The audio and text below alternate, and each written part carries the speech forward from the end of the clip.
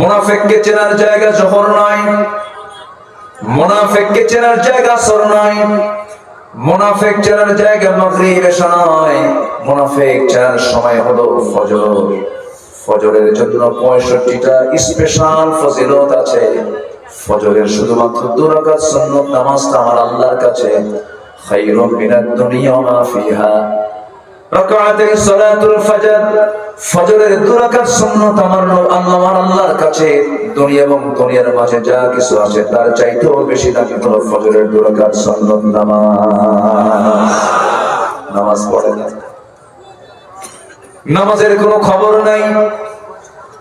এই নামাজ আপনার যদি না থাকে, কোরআনকে বলুন, কোরআন বলো তো কোন পাপের শাস্তি সবচেয়ে বেশি, কোন পাপের জন্য আল্লাহ পাক বেশি খেপে যান, রেগে যান? সুন্দর করে কোরআন বলছে, فخلف من بعدهم خلف أضاعوا الصلاة واتبعوا الشهوات فسوف يلقون غيا। নামাজ যারা নষ্ট করবে, নফসের যারা দাসত্ব করবে, নফস যা চায় তাই যারা চাবে, এই 2টা অপকর্ম যাদের মধ্যে লুকানো থাকবে, বাস্তবায়ন থাকবে, আল্লাহ বলছেন আমি শুধু তাকে 7টা জাহান্নাম দেব না, এমন কিছু গর্ত দেব যে গর্তকে জাহান্নাম পর্যন্ত ভয় পায়, এমন ভয়ঙ্কর গর্ত আমি তাকে জাহান্নামের গর্ত, গাই নামক গর্তের মধ্যে আমি তাকে ঢুকায়া ছাড়বো। নাউযুবিল্লাহ। গাই নামক গর্তের মধ্যে 7 শ্রেণী যাবে। কয় শ্রেণী বলেন? এর মধ্যে একটা শ্রেণী হলো যারা নামাজকে নষ্ট করবে। নাম্বার 2 হলো যারা বাপ মার হক আদায় করবে না। মনে হয় এমন সন্তান বুঝি দুধ চেঁচে আদব দেখি নাই? হ্যাঁ, আছে আছে আছে আছে আছে। এমন কিছু অপরাধী ওই গাই নামক গর্তের মধ্যে যাবে যারা সুদের কারবার করেছে, জেনার কারবার করেছে, পুরা জেনাকার, পুরা বসে জেনা বাদ দেয় না। আছে না আছে না আছে না আছে না আছে না? এই সমস্ত অপকর্মগুলো আজকে সমাজে অ্যাভেলেবেল হয়ে গেছে। পাপকে আজকে মানুষ পাপই মনে করে না, দেখেও কিছু মনে হয় না। ওই লোকের মতো যার মেয়েকে বিয়ে দিয়েছে ঢাকার ট্যানারির আশেপাশে, ট্যানার আশেপাশে সুগন্ধ না দুর্গন্ধ, দুর্গন্ধ গোটা দেশের সমস্ত চামড়াগুলো সেখানে গিয়ে প্রসেস হয়, পচা গন্ধ। মেয়েকে বিয়ে দিয়ে ওই ট্যানারির পাশে যখন মেয়েকে পাঠায় দিছে তার শ্বশুর বাড়ি, মেয়ে বাপকে ফোন দিয়ে বলে আব্বা এমন জায়গায় বিয়ে দিছো, গন্ধ থাকতে পারছি না, তাড়াতাড়ি নিয়ে যাও। 10-12 দিন পরে বাবা তার মেয়েকে ফোন দিয়ে বলছে মা তোকে আজকে নিয়ে আসবো আমাদের বাড়ি। সন্তান বলছে বাবা আসার দরকার নাই, আগের পচা গন্ধে এখন খুব সুগন্ধ মনে হয়। কথা বলছেন? পচা জিনিসটাই তার কাছে ভালো হয়ে গেছে। আজকের সমাজে যাকাতের কোনো ব্যবহার নাই, সুদ, ঠিক কিনা? আজকে পর্দার পরিবেশ নেই, পর্দাহীনতা, বেহায়াপনা দিয়ে পড়ে গেছে। যে দোকানে মহিলা দোকানদার, সেই দোকানে কাস্টমার কম না বেশি? আর যে সমস্ত ভাইরা তাদের মা বোনদেরকে ওই দোকানে বসায় বেহায়া করে বসায় বিক্রি করে, তারা জিনার কাজ করে। আসতে কর কেন? আসতে কর কেন? হ্যাঁ, পর্দা যদি থাকে সেখানে কিছু কথা আছে। পর্দার পরিবেশে অনেক কিছুই করা যায়, তবে এরপরেও উত্তম হলো মার্কেটিংটা হলো পুরুষের জন্য। মেয়েদের অনেক কাজ আছে বাড়িতে কি কম কাজ বলেন তো? বহু কাজ বাড়িতে মেয়েদের আছে। আমার ভাইয়েরা একটু কান লাগাবেন, মনোযোগ দিয়ে শুনবেন। তাহলে এই দুপচাচি আদমদীঘি এলাকায় যত গ্রাম আছে প্রত্যেকটা গ্রামকে আপনি তালাশ করুন। মুসল্লি সবচেয়ে বেশি কোন মুসল্লি? জুমার মুসল্লি না ফজরের মুসল্লি? জুমার মুসল্লি এত বেশি জায়গা হয় না। প্রথম কাতারে সেই সমস্ত মুসল্লি গুলো যায়, প্রথম কাতারে গিয়ে বসে, সারা সপ্তাহ নামাজ নাই, মোজ কাটা, দাড়ি কাটা, মাথার চুলগুলো উল্লুক ফাল্লুক, এরপরে লুঙ্গিটা পড়ছে মসমসা, আবার ফাটাফাটি একটা পাঞ্জাবি, সুতির পাঞ্জাবি ইস্ত্রি কইরা যায় নামাজ একটা নিয়ে জায়গা দখল করে হুজুর সামলায় কথা কন। আছে না আছে না আছে না? এগুলো মুসল্লি নগর ডাকাত। ওই সমস্ত মুসল্লির কোনো দাম নাই, ওই সমস্ত মুসল্লির কোনো পুরস্কার নাই। ফাওয়াইলুল লিল মুসাল্লিন আল্লাযীনা হুম আন সালাতিহিম সাহুন আল্লাযীনা হুম ইউরাউনা ওয়া ইয়ামনাউনাল মাউন। জোরে বলুন আল্লাহু আকবার। ওই সমস্ত মুসল্লি ধ্বংস হয়ে যান যারা লোক দেখানো নামাজ পড়ে, অবহেলা করে নামাজ পড়ে। ওয়াইদা কামু কুসালা, যখন সে নামাজে দাঁড়ায় হেলে ধুলে দাঁড়ায়, মনোযোগ দিয়ে নামাজ পড়ে না। মুনাফিক সব নামাজ পড়তে পারে কিন্তু কিসের নামাজ পড়তে পারে না বলেন? বলেন কিসের? বলেন কিসের? বলেন। তাহলে বলুন সবচেয়ে কম মুসল্লি কোন ওয়াক্তে বলেন? এখন বলুন তো আমরা কোন কাতারে আছি? মুমিনের কাতারে না মুনাফিকের কাতারে? আলহামদুলিল্লাহ। আলহামদুলিল্লাহ কইছে, আলহামদুলিল্লাহ বলা যাবে? কি বলতে হবে? ফজর কি সবাই পড়তে রাজি আছেন? সবাই কি পড়তে রাজি আছেন? আমার বন্ধুগণ, আমি বলতে চাই এখানে বহু গ্রামের লোক এসেছেন পৌর এরিয়া। আপনার গ্রামকে আপনার দেখার দায়িত্ব আছে না নাই? আপনি নিজে একজন দায়িত্বশীল হয়ে যান। দাওয়াতি কাজ কি একার না সবার? আল্লাহ রাব্বুল আলামিন বলেন, ওয়ামান আহসানু কাওলাম মিম্মান দাআ ইলাল্লাহি ওয়া আমিলা সালিহান ওয়া ক্বালা ইন্নানি মিনাল মুসলিমিন। জোরে বলুন আল্লাহু আকবার। তার কথার চাইতে উত্তম কথার কার হতে পারে যে বান্দাগুলো মানুষকে আল্লাহর দিকে ডাকে, ওয়া আমিলা সালিহান, নিজে ভালো কাজ করে। নিজে কি কাজ করে? ভালো কাজ করে। লিমা তাকুলুনা মা লা তাফআলুন, সেই কথা তুমি কেন বলতে যাও যেটা তুমি নিজে করো না? আল্লাহ পাক এটাকে পছন্দ করেন, তাই জন্য বলছেন ওয়া আমিলা সালিহান, দাওয়াত দেয় আল্লাহর দিকে, নিজেও ভালো কাজ করে। আর বুক উঁচু করে বলে প্রথম পরিচয়, আমি বাঙালি, বাংলাদেশি না মুসলমান। আমরা কি বলেন? আমরা কি এই 16 বছর শুধু বাঙালির জিকির করছে? কিসের জিকির করেছে? আমরা বাঙালি, আমার বাংলাদেশে, ঠিক আছে ভালো কথা, কিন্তু আমাদের প্রথম পরিচয় কি? আমাদের জাতির পিতা কে? এখানে প্যাস লাগাইছিল? প্যাস লাগাইছিল কিনা?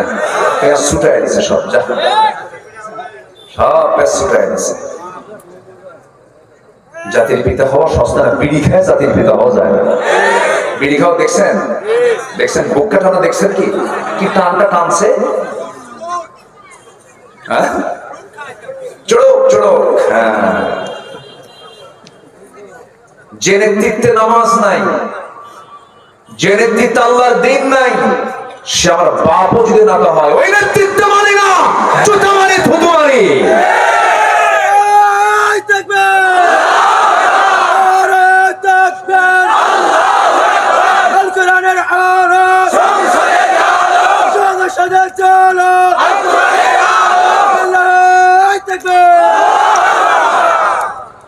মাশাআল্লাহ, ভালো ওমরের স্বভাব। বলি আলহামদুলিল্লাহ। মার খাইছে বহু, আর মার খাবো না আমরা। মার খাওয়া সুন্নাত, মার দেওয়া সুন্নাত, ঠিক কিনা? রাসূল কি শুধু মার খাইছেন নাকি? মক্কায় খাইছেন, মদিনায় এসে দিয়েছেন। আমরা এখন দেওয়ার সময় এসেছে আমাদের। খালি মার খাবো নাকি? সবাই আল্লাহ বলছেন কুল্লা বানান, গিরাই গিরাই সাইজ কর। কোরআনে আয়াত আছে না? আয়াত আছে না নাই? বেশি বাড়াবাড়ি করবা, ইসলামের বিরুদ্ধে কথা বলবা, ঝাঁটা পেটা করবো। কোন সুযোগ বাতিলদের দেওয়ার কোন সুযোগ নাই। বাতিল তো বাতিল। বাতিল কি? বাতিল। বাতিল কখনো কাছের হতে পারে না। মুনাফিকি ধর্ম না ছাড়বো বলেন? তাহলে মাহফিল আল্লাহু আকবার, নামাজ আল্লাহু আকবার, মাঠে মিছিলে কি বলেন? আরো জোরে বলেন, আরো জোরে বলেন। আমাদের রবকে বলেন, আমাদের রবকে, আমাদের আইনদাতাকে, আমাদের নেতা একজন মুহাম্মদ সাল্লাল্লাহু। বাস, এর বাইরে আমাদের যাওয়ার কোনো সুযোগ নেই। কিন্তু কিছু কিছু মানুষ আছে, বুজুর্গি দেখে মনে হয় বিশাল বড় বুজুর্গ। না না, আল্লাহ বলছেন ওয়া মিনান নাসি মান ইয়াকুলু আমান্না বিল্লাহি ওয়া বিল ইয়াউমিল আখির ওয়া মা হুম বিমুমিনিন।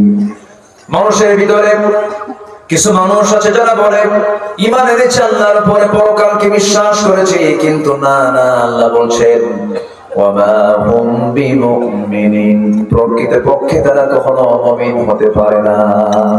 নবীর পিছনে ইক্তেদা করেছে, নবীর বিরুদ্ধে মসজিদে দেওয়াল তৈরি করে ফেলেছে। আছেন এরকম? আছেন? আছে। আমার নবীর বিরুদ্ধে আন্দোলন করেছে, আমার নবীর বিরুদ্ধে নবীর পিছনে নামাজও পড়েছে। বদরের উস্কানিতে তা মুনাফিক, উহুদের উস্কানিতে তা মুনাফিক, খন্দকের উস্কানিতে তা মুনাফিক চক্র সারা জীবন বেশি কষ্ট দিয়েছে রাসূলকে মুনাফিকেরা। সেই মুনাফিক আমার দেশেও আছে না নাই? আমরা ধর্মীয় মূল্যবোধে বিশ্বাসী, কিন্তু গাঁজা খায়া সিটে বসে থাকে। ধর্মীয় মূল্যবোধ এটা দিয়ে জান্নাত পাওয়া যাবে না। ধর্মীয় মূল্যবোধ মানে একমাত্র ধর্ম দিয়ে, ইসলাম দিয়ে সবকিছু চলার নাম ধর্মীয় মূল্যবোধ।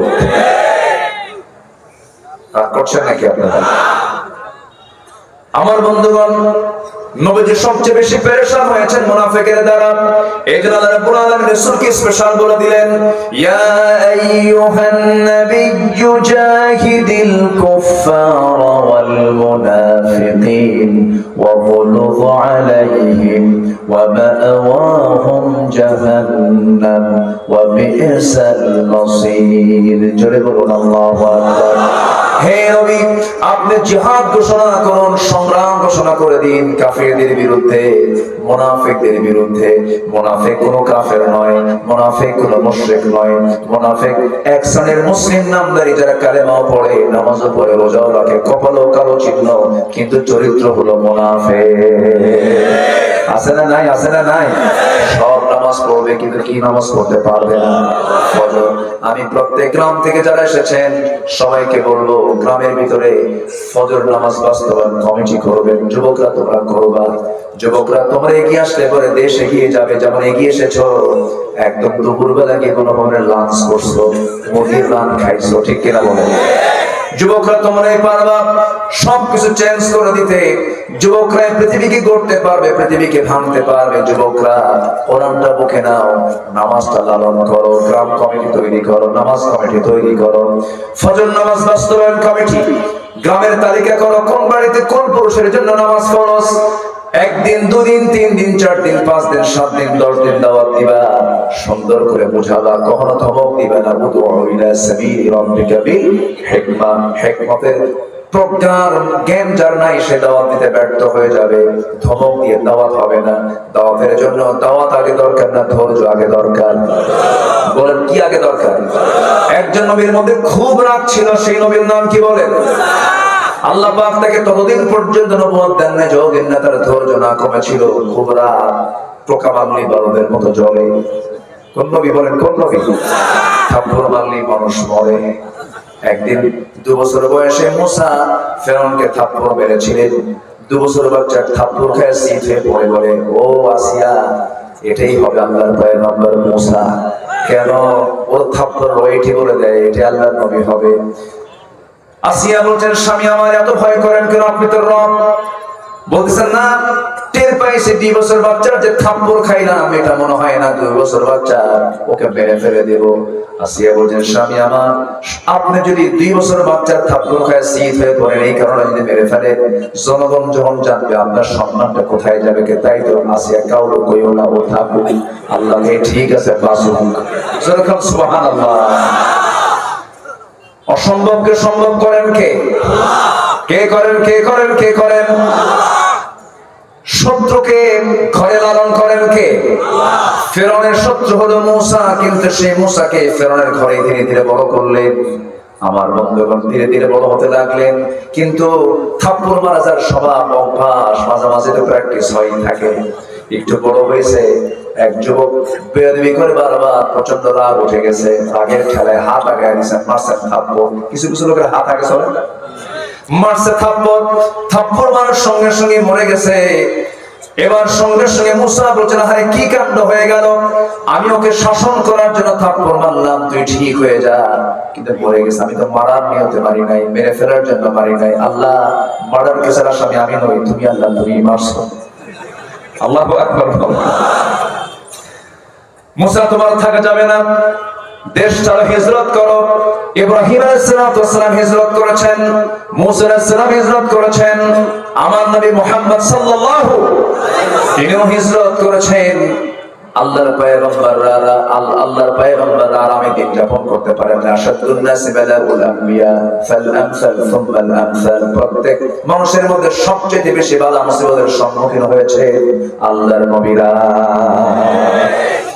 আগুনে ফেলে দেওয়া হয়েছে কোন নবীকে বলেন? বলেন বলেন বলেন। সমুদ্রের বক্ষে নিক্ষেপ করে মাছের পেটে রেখেছেন কোন নবীকে বলেন?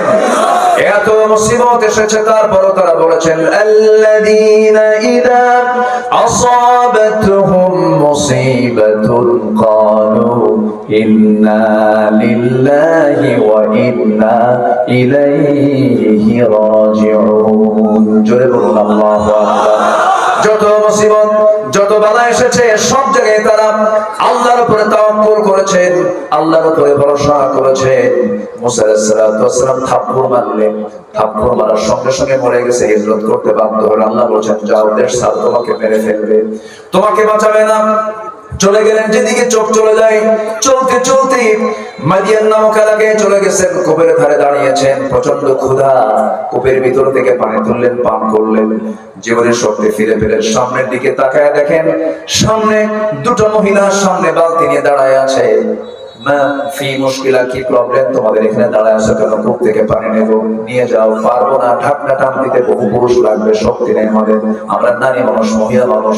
আল্লাহ পাক দৈহিক শক্তি পুরুষকে বেশি দিয়েছেন না নারীকে বেশি দিয়েছেন? দোষ কার? আল্লাহ। আল্লাহর মানুষ ওরা কয় সমান অধিকার চাই। সমান অধিকার হবে কেমনে? গায়ের শক্তি কার বেশি? কার বেশি?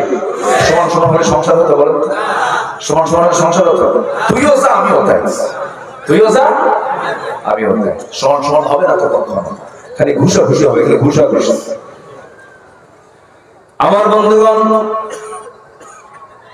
বললেন ঠিক আছে বালতি দাও। সাহায্যকারীর ভূমিকায় চলে গেলেন, বালতি নিলেন, কূপের ধারে গেলেন, ঢাকনায় টান দিলেন। যে ঢাকনা টান দিতে 7 থেকে 8 জন যুবকের প্রয়োজন হয়, বাম হাতে ধরলেন আল্লাহর পয়গম্বর মুসা। আল্লাহ প্রত্যেক পয়গম্বরকে দৈহিক শক্তিশালী করেছিলেন। বাম হাতে ধরলেন, সিটকে পড়ে গেল। 14 হাত ধরে গিয়ে সিটকে পড়লো। দুই মহিলা থরথর করে কাঁপে। আর এটা মানুষ অন্য কিছু, এটা কি বাবা? এত শক্তিশালী কবিউল আজিজ। বালতি হাত দিয়ে ভরায় দিয়ে বলতে যাও, তাড়াতাড়ি বাড়িতে চলে যাও। সূর্যাস্তের পরে মেয়েদেরকে বাইরে থাকতে নেই। কিন্তু দুঃখজনক হলো সত্য, আমার দেশে মেয়েরা মার্কেটে যায় সূর্যের আলোতে বেশি না, সূর্যাস্তের পরে। সন্ধ্যার পর অন্ধকার খুব ভালো লাগে, অন্ধকার খুব ভালো লাগে। চলে গেছেন ওই ছোট্ট ওই দুই মহিলা। বাড়িতে পৌঁছে যাওয়ার সঙ্গে সঙ্গে বুড়া বাপ সালাম বিনিময় হওয়ার পরে বলছে, কলিজার টুকরা সন্তান আজকে এত তাড়াতাড়ি আসলে কেমন করে? সূর্যাস্তের পর তো তোমাদের সময় লেগে যায়, আজকে তাড়াহুড়ো করে কেমন আসলে? কাঁদবা। একজন যুবকের সন্ধান পেলাম, খুব শক্তিশালী যুবক, দারুণ শক্তি রাখে। ঢাকনায় হাত দিল, ছিটকে পড়ে গেল। এবার বৃদ্ধ পিতা বলছে, ও আমার বড় মেয়ে কালকে কি ওই কূপের পাশে দাঁড়াবে, ওই যুবকের সন্ধান পেয়ে যাবে।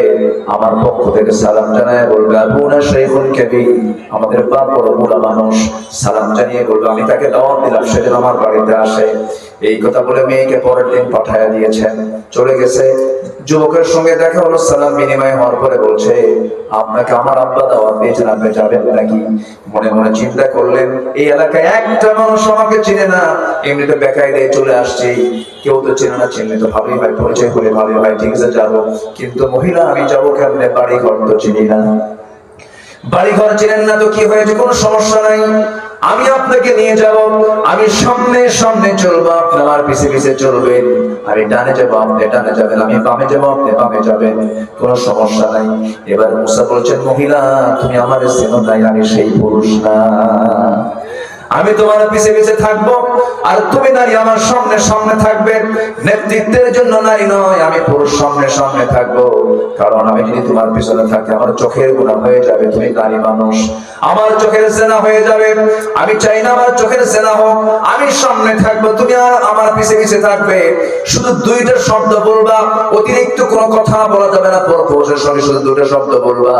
যদি ভুল করে ডানে যাই বাম বলবা, ভুল করে বামে যাই ডান বলবা, বাম ডান বাম ডান, এর বাইরে একটা শব্দ কোনো উচ্চারণ করা যাবে না। মহিলা মনে মনে করে, গতকালকে দেখলাম শক্তিশালী, আজকে দেখি দারুণ চরিত্র। এই পুরুষের কাছে নারীর মর্যাদা থাকবে, নারীর সম্মান থাকবে, নারীর সতীত্ব থেকে যাবে। খুব চরিত্রবান যুবক বটে, একজন আদর্শ নারী। ওই রকম পুরুষকে পছন্দ করার কথা, যার মধ্যে দুইটা গুণ থাকবে, একটা হচ্ছে চরিত্র, আরেকটা হচ্ছে শক্তি। আরেকটা কি বলেন? শক্তি। কিন্তু আজকের মেয়েরা কি এই চরিত্র পছন্দ করে নাকি? এই গুণ পছন্দ নেই। এই যুগের মেয়েরা পছন্দ করে হলো ফাটা প্যান্ট। কি প্যান্ট বলেন?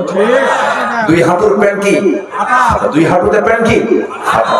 মাথার চুল হলো ভাল্লুকের মতো, দুই দিকে চুল নাই, পিছনেও চুল নাই, মাথার উপরে গোল কইরা কাউয়া কাটিং। মেয়েদের মাথার চুল হলো কেমন? মেয়েদের মাথার চুল ছিল কালো, এটাকে বিভিন্ন ডিজাইন করে লাল, নীল, হলুদ, ভেড়া মডেল। কি মডেল? রুচির পতন হয়ে গেছে, রুচির কোন গন্ধ আজকের সমাজে নাই। পর্দা পরিবেশের কোন গন্ধ নাই, পর্দা করে না, বোরকা পরে না, এমন বোরকা পরে বোরকার গায়ে আবার আয়না লাগানো। আয়না মানে আসল এই জাতীয় বোরকা পরা যাবে না। বোরকা হবে কয় কালার? কয় কালার? সেটার নাম কি বলেন? আরো জোরে, আরো জোরে। এটাই হলো তাকওয়া। আমার মায়ের কি মাহফিল আছে? আমার বন্ধুগণ, এবার মুসা বলছেন আমি সামনে সামনে যাব, তুমি আমার পিছে পিছে আসবে। চলতে চলতে চলতে চলতে বাড়ি পেয়ে গেছেন। বাড়ি পাওয়ার সঙ্গে সঙ্গে বৃদ্ধ লোকটার সামনে দাঁড়ানো, সালাম দিলেন মুসা আলাইহিস সালাম, করমর্দন করলেন, আলিঙ্গন করলেন। এবার বলছেন, হে যুবক, তোমাকে আমি চিনি, আমাকে আপনি চিনেন কেমনে? তোমার নাম তো মুসা। জড়সড় হয়ে গেল, আরে আমার চেনা মানে আমার তো বিপদ, আমি তো ঘটনা ঘটাইছি। কি মনে আছে আপনাদের? আমার চেনা মানে তো বড় বিপদ হয়ে যাবে। সঙ্গে সঙ্গে বলছেন, আপনি আমাকে চিনেন কেমনে? আমি তো বুঝতে পারলাম না, এত দূর আসলাম। এবার বৃদ্ধ লোকটা বলছে, শোনো, শুধু নাম জানি না, কামও জানি কি, থাপ্পড় মারছো, মানুষ মরে গেছে, এরপরে আসছো। আরো জড়সড় হয়ে গেছেন। এবার বলছেন, ও যুবক, তুমি যার সামনে দাঁড়িয়ে দাঁড়িয়ে কথা বলছো, এই যুবক, এই বৃদ্ধকে, যে বুড়ার সামনে কথা বলছো, এই বুড়া সাধারণ কাতারের বুড়া নয়, সাধারণ মানুষের মধ্যে সাধারণ মানুষ নয়। এই বুড়ার পরিচয় হলো ইলা মাদিয়ানা আখাহুম শুআইবা। মাদিয়ানবাসীর জন্য আল্লাহ পাক যাকে পয়গম্বর করে পাঠিয়েছেন, আমি হলাম সে আল্লাহর পয়গম্বর শুআইব আলাইহিস সালাতু ওয়াস সালাম। মুসার আনন্দ দেখে যে তখন তিনি নবী হন নাই, তখন তিনি নবী হন নাই। যৌবনের পদার্পণ তিনি করেছেন। কেবল যুবক, টকটকে যুবক, খুব রাগ, যুবকদের মধ্যে খুব মেজাজ ধর করে কি, এটা যৌবনে আসে না, এরকম একটা রাগ রাগ ভাব। এই সময় শুআইব বলছেন, শোনো, কোনো টেনশন নাই, আমি তোমার শত্রু নই, আমি আল্লাহর নবী, তোমাকে আমি পছন্দ করে ফেলেছি, তুমি এসেছো, ভালো কথা। গতকালকে আমার মেয়ে দেখেছো, আজকে আমার মেয়ে দেখেছো, এই দুইটা মেয়ের যে কোনো একটা মেয়েকে আমি তোমার সঙ্গে বিয়ে দেব। বিয়ে কি করবা নাকি মুসা বলো? যখন তখন। কি বলতেছে? কি বলতেছে বলেন? যখন তখন বিয়ে করবো মানে এক পায়ে খাড়া। কয় পায়ে? এক পায়ে খাড়া। কিন্তু মেয়ের বাপ শুআইব বলছেন, শোনো, আমার মেয়েকে যে তোমার সঙ্গে বিয়ে দেব, কিন্তু তোমার ব্যাকগ্রাউন্ড তো খারাপ, কেন? থাপ্পড় মারলেই মানুষ মরে, এখন বিয়ে দেওয়া যাবে না। বিয়ে দেব, একটু দেরি আছে, একটা কাজ করতে হবে। কি কাজ? আমার বাড়ির ছাগলগুলো তোমার পালতে হবে। 8 বছর অনার্স কোর্স, 10 বছর মাস্টার্স কোর্স, এই যদি কোর্সটা যদি কমপ্লিট করতে পারো, 10 বছর পূরণ হয়ে যাবে, আমি মেয়েকে বিয়ে দেব, এই কাজ তোমাকে করতে হবে। মুসা নিজেকে ভাগ্যবান মনে করে, হারে, নবী আমাকে আদর করে আমাকে দায়িত্ব দিয়েছেন, কিন্তু পৃথিবীতে যত জীবজন্তু আছে এর মধ্যে সবচাইতে শান্ত ভদ্র প্রাণীর নাম হতেছে ছাগল। শান্ত শান্ত শান্ত, দারুণ শান্ত। শুধু অশান্ত নয়, তেড়া। কি কি? শুধু তেড়া না, মহা তেড়া। একবার যদি ব্রেক মারে, সেই ব্রেকটা হলো ছাগলের দুইটা পা সামনে যদি একবার মাটিতে গেড়ে দেয়, দড়ি ছিঁড়বে, আপনি নড়বেন, মাগার ছাগল নড়বে না। আমি যাব না। সেই ছাগল পালার দায়িত্ব আল্লাহ রাব্বুল আলামিন প্রত্যেক নবীকে দিয়েছেন, তার অংশ হিসেবে আল্লাহ পাক মুসাকেও দিয়েছেন 10 বছর। ইবনে কাসির বলছে, তার তাফসীরে লিখেছেন, সর্বশেষ দিন 10 বছর পূর্ণ যে দিন পূর্ণ হবে, সেই শেষতম দিনে ছাগলগুলো নিয়ে তিনি বাড়িতে ফিরছিলেন। হঠাৎ করে একটা ছাগল পাল থেকে একদিকে একটা দৌড় মারলো। সেই দৌড় মারা ছাগলের দিকে মুসাও দৌড়ান, ছাগল দৌড়ায়। বলেন তো নবীর সঙ্গে পারবে নাকি? আসতে পারেন, নবীর সঙ্গে পারবে নাকি? এই পৃথিবীতে সবচেয়ে কাদের গায়ে শক্তি বেশি ছিল বলেন? নবীদের গায়ে। আল্লাহ পাক আমার নবীর মধ্যে 100 জন জান্নাতি পুরুষের শক্তি দান করেছিলেন। যেরকম সুবহানাল্লাহ। কয়শো? নবীর গায়ের শক্তিটা সবচাইতে কি বেশি ছিল এবং সুন্দর ছিল সবচাইতে বেশি। আমার বন্ধুগণ, শেষ পর্যন্ত কি হলো? ছাগলগুলো নিয়ে আসার পথে একটা ছাগল একদিকে দৌড় মেরেছে। সেই দৌড় মারা ছাগলের পিছনে পিছনে তিনিও দৌড়ান, ছাগল দৌড়ায় পিছনে তিনিও দৌড়ান। শেষ পর্যন্ত ধরে ফেললেন ছাগলটাকে। ধরে ভাবলেন যে মেরেই ফেলবো রে। খেপে গেছেন, রেগে গেছেন। দুই হাতে শক্ত করে ধরে সামনে চড়ায় নিয়েছেন। মারবেন, আছাড় মেরে মেরে ফেলবেন। লক্ষ্য করে দেখেন বেচারা ছাগলটার চোখ মুখে দারুণ ভয়, খুব কাঁপতেছে ভয়ে। ওইদিকে লোমকূপ দিয়ে ঘামগুলো টপ টপ করে পড়তেছে। মুসা মনে মনে চিন্তা করলেন, তোরে মাইরা কি লাভ? তুই তো ছাগল। পাগলে কিনা বলে ছাগলে কিনা খায়, মেরা তোরে লাভ কি? আস্তে করে দুই পা ছেড়ে দিয়া ছাগলটাকে বুকের মধ্যে আলিঙ্গন করে নিয়ে আদর করলেন, তাকে মহব্বত করেন, ভালোবাসা দিলেন, দয়া মায়া প্রকাশ করলেন। আল্লাহ বলেন, মুসা তোমার রাগ কমে গেছে, নবুয়ত দিয়ে দিলাম। যেরকম সুবহানাল্লাহ। ধৈর্যের দরকার আছে না নাই? এই যে বসে আছেন, এটা কি? যেরকম এটা কি বলেন? ধৈর্য। নামাজ আগে না ধৈর্য আগে? ধৈর্য। ধৈর্য ছাড়া নামাজ হবে? কিছু কিছু মুসল্লি আছে খালি গাউসুল গায়ে বসে দেখে আছে না, খালি ঘড়ি দেখে। ঘড়ি দেখবে কি ইমাম না মুসল্লি? কারণ ঘড়ি দেখার দায়িত্ব কার? ইমামের। আর এখন ঘড়ি দেখে কারা? মুসল্লি দেখেন। হুজুর ও সবচেয়ে বড় বেয়াদব। আসতে কম কেন? আসতে কম কেন? ঘুরে দেখার দায়িত্ব কে নেবে? ইমাম। উনি ওনার পছন্দ অনুযায়ী আলোচনা করবেন, কথা বলবেন, নামাজ পড়াবেন। এই জায়গায় কোন মুসল্লির কোন ইন্টারফেয়ার চলবে না। আদব যদি না থাকে সব শেষ হয়ে যাবে। আমরা আদব রক্ষা করবো, জোরে বলি ইনশাআল্লাহ। বাবা ছেলে কথা বলছে, আওয়াজ বেশি হবে কার? আস্তে কর। আরো জোরে বলেন, আরো জোরে বলেন। আর এখনকার বাচ্চাদের আওয়াজ বেশি না বাপের আওয়াজ বেশি? বেশি বলছো বা আছে কিনা? এক ধমক খায় বাপ থরথর করে কাঁপে আর বলে মরবি করলি। বাপ বদদোয়া দেয়। আছে না এরকম সন্তান? বহু আছে না? না, ছুরি নিয়ে বাপকে মারতে আসে। কেন আসে জানেন? এটার কারণ আছে। এগুলোর কারণ হলো শিক্ষাটা ইসলাম দিতে পারি নাই, কোরআন সবক দিতে পারি নাই। এই কোরআনের সবক যে সিনায় থাকবে, আমি হলফ করে বলবো পৃথিবীর কোন বৃদ্ধাশ্রমে কোন আলেমের বাপকে দেখতে পাবেন না, কোন হাফেজের বাপ মাকে দেখতে পাবেন না। বাংলাদেশের গাজীপুরে যান, আমি পরিদর্শন করেছি, ভিজিট করেছি। ওখানে কোন আলেমের বাপ নাই, আলেমের মা নাই। আছে সেখানে ইঞ্জিনিয়ারের বাবা, ডাক্তারের মা, বড় বড় অফিসারের মা, বিসিএস ক্যাডারের মা। ওরা ওদের মাকে নিয়ে বউর সাথে একসঙ্গে থাকতে লজ্জা পায়। বউ খিটখিট করে, সন্তানরা খিসমিস করে। কিন্তু ইসলাম যদি থাকতো সন্তানদেরকে সেই সুযোগই দিত না। আমার মা আগে, তোরা পড়ে। ঠিক না? কোরআনকে প্রশ্ন করুন, কোরআন বলে দাও। টাকা পয়সা দিয়েছি, কোথায় খরচ করবো আল্লাহ বলে দাও।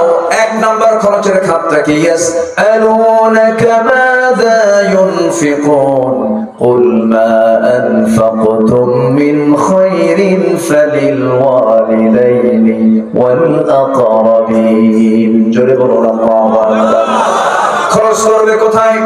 এক নাম্বার হলো বাপ মার জন্য, এরপরে নিকটতম আত্মীয়-স্বজনদের জন্য। এই জন্য আমার বন্ধুগণ, আমাকে আপনাকে সিদ্ধান্ত নিতে হবে। আমি ভুল করেছি, দিনগুলো শিখে নেব, ইসলাম শিখে নেব, কোরআন শিখে নেব। সন্তানদেরকে কোনো ক্রমে দিন শিক্ষা ছাড়া আগে অন্য শিক্ষার দিকে নিয়ে যাব না। ডাক্তার হবে, হাফেজ ডাক্তার হবে, ইঞ্জিনিয়ার হবে, হাফেজ ইঞ্জিনিয়ার হবে, এরপরে জজ হবে, হাফেজ জজ হবে, এমপি হবে, আলেম এমপি হবে, ইঞ্জিনিয়ার হবে, আলেম ইঞ্জিনিয়ার হবে, এরপরে মেজর হবে, হাফেজ মেজর হবে, ডাক্তার হবে, হাফেজ ডাক্তার হবে। এরকম করে করে যদি সব জায়গায় এরকম ইলমিওয়ালা লোকগুলো যদি সেটেল হয়ে যায়, অন্তত সেই ইঞ্জিনিয়ার কখনো রডের বদলে কখনো বাঁশ দেবে না। কি কথা কি বুঝতেছেন? কথা কি বুঝতেছেন? আল্লাহ বোঝার তৌফিক দান করুন, জোরে বলি আমিন। তাহলে প্রত্যেকটা গ্রামে আমরা ফজর নামাজ বাস্তবায়ন কমিটি গড়ে তুলবো ইনশাআল্লাহ। সবাইকে রাজি আছেন? যদি আজকের মাহফিলের ফলাফল যদি দেখেন যে জুমার মুসল্লির চাইতে ফজরের মুসল্লি মসজিদে বেড়ে গেছে, ভাবতে হবে আপনার গ্রাম হয়ে গেছে মাদক গ্রাম হয়ে গেছে। আল্লাহ কবুল করুন, আল্লাহ কবুল করুন, আল্লাহ কবুল করুন। আমি শেষ করে দেব, আলোচনা চালাবো। জোরে বলি ইনশাআল্লাহ, আর জোরে বলি ইনশাআল্লাহ। আমরা মুনাফিক হব না মুমিন হব? মুনাফিক কোন নামাজ পড়তে পারে না? মনে আছে তো, মনে থাকবে তো? আল্লাহ আল্লাহ আল্লাহ। আপনি কি রাগ করতেছেন নাকি আমার কথা? আমার কিন্তু নিজেরই ধরা খেয়ে যায় মাঝে মাঝে। ওমর ফারুক একদিন মাঝে মাঝে, ওমর ফারুক রাদিয়াল্লাহু তাআলা আনহু, আচ্ছা ঠিক আছে, হ্যাঁ আসবে তো। কি যেন বলতেছিলাম, ভুলে গেলাম। ওমর ফারুক রাদিয়াল্লাহু তাআলা আনহু মাথার মধ্যে একটা কিছু ঢুকে দিলে হেরে যায় অন্য কিছু, তাই না? আসবে, সমস্যা নেই। ওমর ফারুক নাম শুনছেন তো সবাই? কয় নম্বর খলিফা বলেন তো? 2 নম্বর খলিফা। বহুদিন আগে এক মাহফিলে বললাম ওমর ফারুককে চিনেন কে? সামনে থেকে এক ছেলে দাঁড়ায় বলে, হুজুর চিনি। কে? আমাদের বাড়ির কোথায় ভাড়া থাকে। এটা সেই ওমর, এটা হচ্ছে অর্ধজাহানের শাসনকর্তা, একদম আড়ম্বর নয় অনাড়ম্বর জীবনের অধিকারী। পাঞ্জাবির পিছনে ছেঁড়া, একা একা চলে, ফকিরি জীবন, কুঠির ঘরে তার জীবন চালিয়েছেন। সাইয়েদনা ওমর ফারুক রাদিয়াল্লাহু তাআলা জনগণের ঘুমের কষ্ট না হওয়ার কারণে, জনগণ যেন ঘুমের কষ্ট না পায়, রাতের বেলা তিনি খালি পায়ে হাঁটতেন, যেন জুতার সাথে সাথে যেন পাথরের ধাক্কায় শব্দ তৈরি হয়ে আমার নাগরিকের যেন ঘুম নষ্ট না হয়। যেরকম সুবহানাল্লাহ। নেতা আসিতেছেন ঢাকা থেকে 3 ঘন্টা হাইওয়ে বন্ধ, ওই নেতৃত্ব মানি না আমরা, ঠিক কি রকম? আল্লাহ বুঝার তৌফিক দান করুন, জোরে বলি আমিন। সেই ওমর ফারুক বলছেন যে দেখো তো হুযায়ফা, আমি তোমার কাছে আসছি কি জন্য? আমি হুযায়ফার কাছে আসছি এই জন্য, আমি ওমর তোমার কাছে আমার রাসূল মুনাফিকদের একটা তালিকা দিয়েছেন, সেই তালিকার ভিতরে আমি ওমর আমার নামটা আছে নাকি একটু দেখো তো। আমি মনে হয় ওমর মুনাফিক হয়ে গেছি। আরে এই কথা শোনার সঙ্গে সঙ্গে হুযায়ফা কেঁদে কেঁদে বলছেন, ভাই ওমর আপনি আমার কাছে এসে কি বললেন? আপনার ব্যাপারে শুনতে বলেছেন না, ওমর ফিল জান্নাহ, আমার ওমর জান্নাতি। যেরকম সুবহানাল্লাহ। কিন্তু সন্দেহ করেছেন আমি যেন মুনাফিক হয়ে গেছি। নাফাকা হানজালা, নাফাকা হানজালা চিৎকার মেরে মেরে নবীর কাছে এসে বলছেন, হুজুর মুনাফিক হয়ে গেছে হানজালা কেন? আপনার সামনে দুনিয়ার কথা মনে হয় না, বাড়িতে গেলে পরে বউ বাচ্চার কথা মনে হয়। হুজুর হুজুর আমি বুঝি হানজালা মুনাফিক হয়ে গেছে। সঙ্গে সঙ্গে রাসূল বলছেন, না রে না হানজালা, বিয়ে আমার সুন্নাত, ব্যবসা আমার সুন্নাত, আমার উম্মতের বৈরাগ্য হলো জিহাদের ময়দান। হানজালা তুমি মুনাফিক হও নাই। যেরকম সুবহানাল্লাহ। আমার বন্ধুগণ, নাম্বার 2 হলো ইবাদত কবুলের জন্য। নাম্বার 2 শর্ত হলো নামাজে অলসতা ত্যাগ করতে হবে, নামাজটা সুন্দর করে পড়তে হবে। সালাতু আলা ওয়াক্তিহা, ইন্নাস সালাতা কানাত আলাল মুমিনিনা কিতাবান মাওকুতা। সময় মতো নামাজ পড়ব। আমরা সবাইকে রাজি আছেন? রাজি আছেন ইনশাআল্লাহ? 5 ওয়াক্ত নামাজ পড়বেন। কার একটা হাত তুলে দেখান তো দেখি। জয় বলি ইয়া আল্লাহ, ইয়া রহমান। আমাদেরকে ফজর, যোহর, আসর, মাগরিব, ইশা 5 ওয়াক্ত সালাত আদায় করার তৌফিক তুমি আল্লাহ দিয়ে দাও। জোরে বলি আমিন, আরো জোরে আমিন, আরো জোরে আমিন। নাম্বার 3 হলো আল্লাহ এবং রাসূলের চরম অবাধ্যতা এবং সীমা লঙ্ঘন যারা করবে তাদের কোন ইবাদত কবুল করবেন না, যিনি তিনি কে? আল্লাহ রাব্বুল আলামিন বলেন, ওয়া মান ইয়াসিল্লাহা ওয়া রাসূলাহু ওয়া ইয়াতাআদ্দা হুদুদাহু ইউদখিলহু নারান খালিদান ফিহা ওয়া লাহু আযাবুন মুহিন। যারা আল্লাহ এবং রাসূলের সঙ্গে নাফরমানি করবে এবং সীমা লঙ্ঘন যারা করবে, সীমারেখা যারা লঙ্ঘন করবে, আল্লাহ থেকে আগুনে প্রবেশ করাবেন, সেখানে সে স্থায়ী হবে, তার জন্য রয়েছে অপমানজনক একটা আযাব। নাউযুবিল্লাহ। নবীকে ভালোবাসার প্রয়োজন আছে না নাই? আসতে বলবেন না, আছে না নাই? একজন পাগল সাহাবী দিন গ্রহণ করেছেন। দিন গ্রহণ করার কারণে আপন চাচা বাপ ছেড়ে গেল, সামনে দাঁড়িয়ে বলছে, ভাতিজা শুনলাম তুমি নাকি কালিমা পড়েছো। তিনি বলছেন, আপনি শুনবেন কেন? আপনি দেখেন, আশহাদু আল্লা ইলাহা ইল্লাল্লাহু ওয়াহদাহু লা শারীকা লাহু আবদুহু ওয়া রাসূলুহু। হেদায়েতের মালিক কে? আস্তে বলবেন, হেদায়েতের মালিক কে? আল্লাহ। চাচা কালিমা পড়ে নাই, ভাতিজা কালিমা পড়ে নিয়েছে। এবার চাচা বলছে, ভাতিজা সব ছাড়বো কিন্তু বাপ দাদা ছাড়বো না। বাপ দাদাও সোর, আমিও সোর। এরকম আছে না কিছু লোক? আছে না? আমার বাপ যে দল করে গেছে সেই দলকে আর ছাড়া যায়? আমার বাপও জাহান্নামে, আমিও জাহান্নামে। যা যেরকম নাউযুবিল্লাহ, এটা করা যাবে না। সঙ্গে সঙ্গে ভাতিজা বলছে, চাচা আপনার বাপ আপনার দাদা ভুল পথে ছিল, গোমরা ছিল, আমি তো গোমরার পথে যাবো না, আমি কালেমা পড়ে নিয়েছি। এবারে চাচা থাপ্পড় মেরে সন্তানটাকে ভাতিজাকে ফেলে দিয়া রক্তাক্ত করে এবার বলছে, তোর সমস্ত সম্পত্তি সবাইকে নিয়ে সব কমের লোককে ডেকে নিয়ে জোর করে আদায় করে ছাড়বো। এবার ভাতিজা মুস্কি হাসি মেরে বলে, চাচা সম্পদটা আপনি দেখলেন, কিন্তু আমার ইমানের কাছে সম্পদের কোনো মূল্য নাই। জোরাজুরি করার দরকার না, আমি আপনার ভাতিজা আব্দুল্লাহ অনায়াসে দিয়ে দিলাম। রাগ কমে নাই। এক পর্যায়ে পরনের লুঙ্গিটা পর্যন্ত খুলে নিয়েছে, উলঙ্গ করে ঘর থেকে রাস্তায় বের করে দিয়েছে। সে আব্দুল্লাহ মার দরজায় গিয়ে নক দিয়ে বলছেন, মা দরজা খোলো, আমার দিকে তাকাইও না। কালিমা গ্রহণ করেছি, দিন গ্রহণ করেছি, নবীকে মেনে নিয়েছে, নবীর আনুগত্য গ্রহণ করেছি। আমাকে উলঙ্গ করে আমার চাচা ঘর থেকে বের করে দিয়েছে। আমার গায়ে কোনো কাপড় চোপড় নাই। বাবা মা দেখো তো ঘরের মধ্যে কোনো সামান্য কিছু কাপড় যদিও থাকে আমাকে সতর্ক ডাকতে হবে। এই কথা বললেন। মা ঘর থেকে এক খন্ড কাপড় তার হাতে দিয়ে দিল। সে এক খন্ড কাপড় দিয়ে কোনো মতো সতর্ক ঢাকলেন আব্দুল্লাহ। এবার বলছেন, মা পৃথিবীর কোন দরবার ভাল লাগে না, আমার শ্রেষ্ঠ দরবার আমার নবীর দরবার। মা আমার জন্য দোয়া করবে। রওনা দিলাম। শীতকাল, প্রচন্ড শীতের ভিতরে একাকী রওনা দিয়েছেন, পায়ে হেঁটে রওনা দিয়েছেন, চলে গেছেন মদিনায়। নবীর হুজরাখানার সামনে, দরজার সামনে গিয়ে করাঘাত করছেন, নক করছেন। আমার নবীজি দরজা খুলে দেখেন থরথর করে কাঁপতেছে একজন যুবক, গায়ে কোনো কাপড় চোপড় তেমন নাই। কিচ্ছু বললেন না, ভিতরে ঢুকলেন। আমার নবীর ব্যবহৃত সুন্দর দুইটা জুব্বা আস্তে করে বাইরে বের করে দিয়ে বলছেন, আব্দুল্লাহ জুব্বা পড়ো। হুজুর আমার চাচা আমার শরীর থেকে কাপড় চোপড় খুলে নিয়েছে। রাসূল বলছেন, তোমার চাচা তোমাকে উলঙ্গ করে বিদায় করে দিয়েছে, আর বিশ্বনবী তোমার গায়ে তার নিজের গায়ের জুব্বা উপহার দিয়ে দিয়েছে। কোনো টেনশন নাই। আব্দুল্লাহ তুমি কি বলতে চাও বলো? তুমি কিছু চাও নাকি আল্লাহর কাছে? হ্যাঁ চাই। কি? আল্লাহ যেন আমাকে মৃত্যুর রাস্তার শহীদ হিসেবে কবুল করে দেন। আমার নবীজি দুহাত উঁচু করে আল্লাহর দরবারে দোয়া করছেন, ও আল্লাহ আমার কলিজার টুকরা আব্দুল্লাহর জান মালকে তুমি আল্লাহ কাফের বেঈমানদের জন্য হারাম করে দাও। আল্লাহু আকবার বলেন।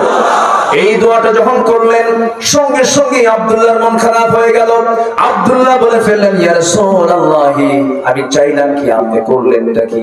আমি তো শহীদ হতে চাই, আপনি যদি আমার জান মাল কাফের বেঈমানদের জন্য হারাম ঘোষণা করে দেন আমি শহীদ হব কেমনে? রাসূল বলছেন, আব্দুল্লাহ রে বুঝতে ভুল, তুমি এমন চিন্তা করো কেন? শাহাদাতের তামান্না যদি লালন হয়, ওয়া ইম্মা তাআলা ফিরাশিহি, তোমার মউত যদি বিছানায় হয়ে থাকে আল্লাহ তোমাকে শহীদের দরজা দিয়ে দিবেন। আব্দুল্লাহ চিন্তা করো না, যাও কোরআন দিলাম, আসহাবে সুফফায় সদস্য হয়ে যাও। জোরে জোরে কোরআন পড়েন, চিৎকার করে কোরআন পড়েন। এই অবস্থা দেখে সাহাবীরা বিরক্ত হয়ে নবীর কাছে এসে নালিশ করলেন, হুজুর নতুন একজন সাহাবী আসছে, কে? আব্দুল্লাহ জোরে জোরে কোরআন পড়ে। সেজন্য আস্তে আস্তে কোরআন পড়ে। রাসূল বলছেন, আব্দুল্লাহর ব্যাপারে তোমার কিছু বলতে যেও না, কারণ আব্দুল্লাহ ঈমান আনতে গিয়ে আমাকে মহব্বত করতে গিয়ে দুনিয়া বিক্রি করে সেই ঈমানটা টিকে রেখেছে। জোরে কোন সুবহানাল্লাহ। আব্দুল্লাহ জোরে জোরে পড়ো, কেউ বাধা দিও না। আমার নবীজি তাকে কাছে কাছে রাখতেন। যুদ্ধের ডাক চলে এলো, আমার নবীজি মদিনা থেকে অভিযানে বের হলেন। রাসূল বলছেন, আমার আব্দুল্লাহ কোথায়? ওকে সাথে নেব আজকে। সাথে নিয়ে রওনা করলেন, চলে গেলেন সেই অভিযানে। অভিযান শেষ হয়ে গেল। ফেরত আসার সময় আমার নবীর এখানে সংবাদ আসলো, হুজুর আপনার প্রিয় সাহাবী আব্দুল্লাহ মারাত্মক আহত, মারাত্মক অসুস্থ। রাসূল বলছেন, আমরা আব্দুল্লাহর সেবা করো, শুশ্রূষা করো। 3 দিন পর আমার নবীর কাছে নিউজ চলে আসলো, হুজুর আপনার প্রিয় সাহাবী কলেজের টুকরা আব্দুল্লাহর দুনিয়াতে নাই। আমার নবীজি কান্নায় ভেঙে পড়লেন। এবার বলছেন, সাহাবীরা আমার আব্দুল্লাহর জানাজার নামাজটা আমি কাউকে পড়াতে দেব না। রাসূল বলছেন, ও আমার সাহাবীরা তোমরা প্রস্তুতি নিয়ে নাও, গোসলের আয়োজন করো, জানাজার জন্য কাফনের কাপড় পরায়া দাও। আব্দুল্লাহর জানাজার ইমামতের দায়িত্ব আমি রাসূল নিজের কাঁধে তুলে নিয়েছি। জানাজা শেষ হয়ে গেল। জানাজা সম্পূর্ণ হওয়ার পর রাসূল বলছেন, সাহাবীরা রে আমার কলিজার টুকরা, আদরের টুকরা আমার আব্দুল্লাহ কবরটা তোমরা কোথায় খনন করেছো হুজুর? ওই যে দুই পাহাড়ের চিপায়। রাসূল বলছেন সাহাবীরা রে, ও আমার সাহাবীরা, আব্দুল্লাহর কবরে আমাকে নিয়ে যাও। রাসূল চলে গেলেন, কবরের সামনে দাঁড়ায় বলছেন সাহাবীরা, আমার আব্দুল্লাহর কবরে আব্দুল্লাহকে রাখার জন্য আমি কাউকে দায়িত্ব দেব না, আমি রাসূল নিজে নেমে আমার কলিজার টুকরা আব্দুল্লাহকে কবরে শোয়া দেব। আমার নবীজি নিজে নামলেন, নিজে নেমে বলছেন আবু বকর ডানে নামো, ওমর বামে নামো। কয়জন নামলেন? তিনজন নামলেন। আমার নবীজি হাত লাগায় দিলেন। আমার নবীজি হাত লাগায় দিয়ে বলছেন, ওরে আমার সাহাবীরা, আমার কলিজার টুকরা আব্দুল্লাহকে হাতে তুলে দাও। হাতে তুলে দেওয়ার সঙ্গে সঙ্গে রাসূল বলছেন, আবু বকর মাথাটা ধরো, ওমর পাটা ধরো। তিনজন মিলে কবরে শোয়া দিলেন। শোয়া দেওয়ার পর নবীজি দোয়া করতে লাগলেন। দোয়া করতে করতে এক পর্যায়ে বুকের উপরে হাতটা রেখে বলছেন, আরশের মালিক আল্লাহ, এই মুহূর্ত পর্যন্ত, এই সময় পর্যন্ত আমি রাসূল, আমি আপনার উপরে সন্তুষ্ট আছি, রাজি আছি। ও আল্লাহ, দয়া করে আমার আব্দুল্লাহকে তুমি আল্লাহ কবুল আর মঞ্জুর করে নাও। আমার নবীজি এমন করে যখন দোয়া করছিলেন, সেই সাহাবী, যে সাহাবীর নাম সাদ বিন আবি ওয়াক্কাস, সমুদ্র তরঙ্গ ঘোড়ায় চড়ে পাড়ি দিয়েছিলেন, সেই সাদ বিন আবি ওয়াক্কাস রাদিয়াল্লাহু তাআলা চিৎকার মেরে হাত উঁচু করে আল্লাহর সামনে দোয়া করে বলছেন, আমারে পোড়া কপাল, আমি সাদ, আজকে যদি আমি জীবিত সাদ না হয়ে যদি ওই কবরের বাসিন্দা হতাম, কত ভাগ্য আমার ভালো হতো, যে কবরবাসীকে দাফন করার জন্য আমার পৃথিবীর সেরা সেরা মানুষ তিনজন তার কবরে নেমে যায়। যেরকম সুবহানাল্লাহ। আমার ভাইরা, এই জন্য নবীর আনুগত্য আমরা করব, ঈমানকে আমরা লালন করব, যত্ন করব। আমার বন্ধুর ইবাদত কবরের শর্ত হলো 10টা। কয়টা বলেন? 10টা। 3 নাম্বার, 6 নাম্বার, 4 হলো আল্লাহর সঙ্গে শিরিক করা। শিরিক করলে দোয়া কবুল হবে না, ইবাদত কবুল হবে না। ইন্নাল্লাহা লা ইয়াগফিরু আন ইউশরাকা বিহি ওয়া ইয়াগফিরু মা দুনা যালিকা লিমান ইয়াশা ওয়া মান ইউশরিক বিল্লাহি ফাকাদ দাল্লা দালালান বাঈদা। সূরা নিসা আয়াত নম্বর 116। শিরিক করবে যে জান্নাত পাবে না, সে শিরিক করবে যে জান্নাত হারাম হয়ে যাবে তার জন্য। আমার বন্ধুগণ, শনিবারে মাস কাটা যাবে না, মঙ্গলবারে বিয়ে দেওয়া যাবে না, বৃষ্টির দিন বিয়ে করা যাবে না, সকালবেলা বাকি দেওয়া যাবে না। আছে এগুলো? আছে আছে আছে আছে। এগুলো বিশ্বাস করা হালাল না হারাম? হালাল না হারাম? হারাম। যাও মাজারে গিয়ে সেজদা দিয়ে আসো, সেখানে কিছু কি দিয়ে আসো? ছাগল দিয়ে আসো, কুত্তা দিয়ে আসো। এগুলো হারাম। এগুলো কি বলেন? এগুলো কি বলেন তো? হারাম। এগুলোর ধারে পাশে আমরা যাবো না। জোরে বলি ইনশাআল্লাহ। আরো জোরে বলি ইনশাআল্লাহ। যেটা শিরক, সেই শিরকের ঠিকানা হবে জাহান্নাম। শিরকের ঠিকানা হবে কি? জাহান্নাম। শিরকের জন্য জাহান্নাম। ওয়া ইয়াশরিক বিল্লাহ ফাকাদ হারামাল্লাহু আলাইহিল জান্নাহ। আমরা শিরকের ধারে পাশে যাব না কখনো। সবাই রাজি আছেন তো ইনশাআল্লাহ? আল্লাহ কবুল করুন। জোরে বলি আমিন। আরো জোরে বলি আল্লাহুম্মা আমিন। নাম্বার 5, সামনে পেছনে যারা পরনিন্দা করবে তাদের কোনো দোয়া কবুল হবে না। আছে এরকম লোক? আছে। ওয়াইলুল লিকুল্লি হুমাযাতিল লুমাযাতিন আল্লাযী জামা'a মালান ওয়া 'আদ্দাদা ইয়াহসাবু আন্না মালাহু আখলাদা। নাম্বার 6 হলো আল্লাহকে যারা ভুলে থাকবে, মন্দ কাজের যারা আদেশ করবে, তাদের কোনো দোয়া কবুল হবে না। আল মুনাফিকুনা ওয়াল মুনাফিকাত বা'দুহুম মিন বা'দ ইয়া'মুরুনা বিল মা'রুফ ইয়া'মুরুনা বিল মুনকারি ওয়া ইয়ানহাউনা 'আনিল মা'রুফ ويقبضون أيديهم نسوا الله فنسيهم إن المنافقين هم الفاسقون। মুনাফিক যারা, তাদেরকে আরেকটা আল্লাহ পাক লকব দিচ্ছেন, ওরাই ফাসিক। তাহলে মুনাফিক যারা হয় ওরা আবার কি হয় বলেন? এই কার লকব? এই লকবগুলো কে দিয়েছেন বলেন তো? যারা মুনাফিক হবে তারা আবার কি বলেন? মানে মুনাফিক হওয়ার সঙ্গে সঙ্গে সে আবার কি হয়ে যায়? ফাসিক হয়ে যায়। শেষ করে দিই।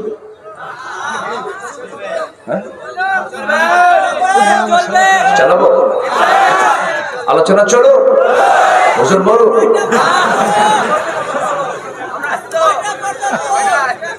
মাশাআল্লাহ। যে আজকে মাহফিল, মাশাআল্লাহ, আমি খুবই খুশি হয়েছি। এত দ্রুত আপনারা মাহফিলে চলে আসছেন। আলহামদুলিল্লাহ বলেন। জোরে বলি আলহামদুলিল্লাহ। মাহফিল এমনই হওয়া উচিত। আমার পরে আরো মেহমান আছে, তো আমার ছোট ভাই আছে, আপনার ছোট ভাই, সে কথা বলবে, আপনারা শুনবেন। আমার অনেক দিনের ছোট, প্রায় 1 যুগ ছোট সে। আজকে তার আলোচনা আপনারা প্রাণ খুলে শুনবেন ইনশাআল্লাহ। আমি একটু ভাঙ্গা চোরা একটু ঘষাঘষি করে দিয়ে চলে গেলাম। সবাই নামাজ পড়বো তো ইনশাআল্লাহ। এশা এবং ফজর যারা জামাতে হবে, আল্লাহ পাক তাকে গোটা রাতের নফল নামাজের সওয়াব দিয়ে দিবেন। আজকের এশা এবং ফজর যেন জামাতে হয়, জোরে বলে ইনশাআল্লাহ। আল্লাহ কবুল করুন, আল্লাহ কবুল করুন। নাম্বার 7 হলো শয়তানের যারা পদাঙ্ক অনুসরণ করবে তাদের কোনো দোয়া কবুল, ইবাদত কবুল হবে না। একই ব্যক্তি মাহফিলের সভাপতি, আবার একই ব্যক্তি যাত্রা কমিটির সভাপতি, আছে কিনা বলেন? আছে কিনা বলেন? একই ব্যক্তি জুমার নামাজও পড়ে, আরেক ব্যক্তি আবার নাইট ক্লাবে গিয়ে মদ খায়, আছে কিনা বলেন? হাজী সাহেব হজ করে আসছে, বউকে ন্যাংটা করে দুপসাচিয়া শহরে করে, এমন হাসি পাসি আছে না নাই? এগুলো শয়তানের পদাঙ্ক অনুসরণ।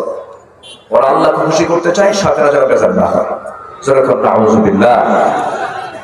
হোটেল গিয়ে শরাব পেয়ে মসজিদ গিয়ে নামাজ পড়ো, হোটেলে গিয়ে মদ খাও, মসজিদে গিয়ে নামাজ পড়ো, আল্লাহ খুশি হোক, শয়তানও বেজার না হয়। নাউযুবিল্লাহ বলেন। নাম্বার 8 হলো যারা লোক দেখানো ইবাদত করবে তাদের কোনো দোয়া কবুল হবে না। আমরা কি লোক দেখানো করবো না আল্লাহর জন্য করবো? কার জন্য বলেন? আল্লাহর জন্য। এশার নামাজটা কি আগে হবে না শেষ হবে? 8:30। দোয়ার তো সময় হয়ে যাচ্ছে। হ্যাঁ ঠিক আছে, আমি এটাই মাথায় রাখছিলাম। আমি এতটা খুশি আপনাদেরকে পেয়ে, আমি চরম আনন্দিত। একটা লোকের কোনো নড়াচড়া নেই, পিন পতন নীরব হয়ে কোরআন শুনছেন, বলি আলহামদুলিল্লাহ। এই জন্য এক দুর্য চাদর দেখে, এই জন্য বিজয়ের জন্য একটা ধ্বনি আমি শুনতে পাচ্ছি, বলি ইনশাআল্লাহ। এক কথাই বলি, নূর মোহাম্মদ আবু তাহের চিনেন তো নাকি? আমার চোখে, আমি আমার চোখে যতটুকু পাই, একজন ভাগ্যবান, জ্ঞানী, বুদ্ধিদীপ্ত একজন যুবকের নাম, বলি আলহামদুলিল্লাহ। সূরাতে ছোট মানুষ, সূরাতে কি ছোট্ট মানুষ, দেখে শুনে মনে হয় যে কেন যেন, কিন্তু যে মরিচের ঝাল বেশি দেখি এত বড় না ছোট। আমরা যে কালামের কথা শুনতে এসেছি, সে কালাম, সে কথা বলা, সেই কথাগুলো কার কথা বলুন তো? আসতে বলবেন না, কার কথা? আল্লাহর কথা। আল্লাহর কথা পৃথিবীতে একমাত্র মূল্যবান এবং সত্য কথা। এছাড়া এর সমকক্ষ কোনো কথা পৃথিবীতে কারো থাকতে পারে? আসতে বলে থাকতে পারে? আমরা কোরআনকে কেমন সম্মান করি বলুন তো? অনেক সম্মান করি তো। আচ্ছা ধরুন, এই যে কোরআনটা আছে, কোরআনের উপরে যদি কোনো বই কেউ রাখে, বঙ্কিমচন্দ্র, শরৎচন্দ্র, রবি ঠাকুরের বই যদি কেউ রাখে, আপনি মানবেন?